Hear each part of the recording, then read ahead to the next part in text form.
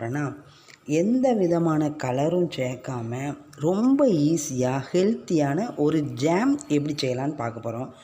Jam எப்படி செய்யணும்னு பார்க்குறதுக்கு முன்னாடி ஃபஸ்ட் டைம் சேனலை பார்க்குறவங்க சப்ஸ்கிரைப் பண்ணுங்கள். சப்ஸ்கிரைப் பண்ணி ஆளுங்கிற பெல் ஐக்கானை ப்ரெஸ் பண்ணுங்கள். அப்போ தான் நான் போடுற வீடியோ உங்களுக்கு நோட்டிஃபிகேஷனில் வரும்.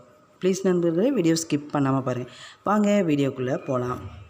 ஃபஸ்ட்டு இந்த ஜாமுக்கு நம்ம ஒரு 5-6 சின்ன பீட்ரூட்டை தொலி இலக்கி 4-5 கட் பண்ணிக்கோங்க.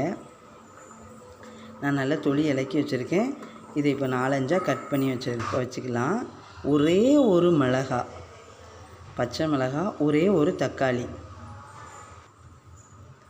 இதை இப்போ குக்கரில் வேக வச்சு எடுத்துக்கலாம். நம்ம கொஞ்சமாக தண்ணி ஊற்றி வேக வச்சு எடுத்துக்கலாம். நல்லா வேக வச்சு எடுத்துக்கலாம். ரொம்ப ஈஸியான வேலை, ரொம்ப ஹெல்த்தியான ஜாம் இது.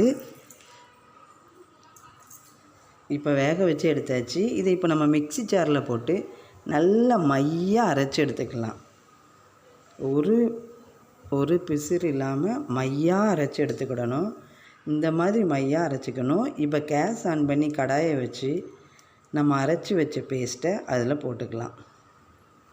தேவையான அளவு ஜீனி போட்டு நல்லா கொதிக்க வைங்க. இது நான் அரைக்கும் போது ஒரு ஏலக்காவும் ஒரே ஒரு கிராம்பும் போட்டதை வீடியோவில் எடுக்கலை. அதையும் போட்டு அரைச்சிருக்கேன். அதையும் போட்டு நல்லா அரைச்சிடுங்க.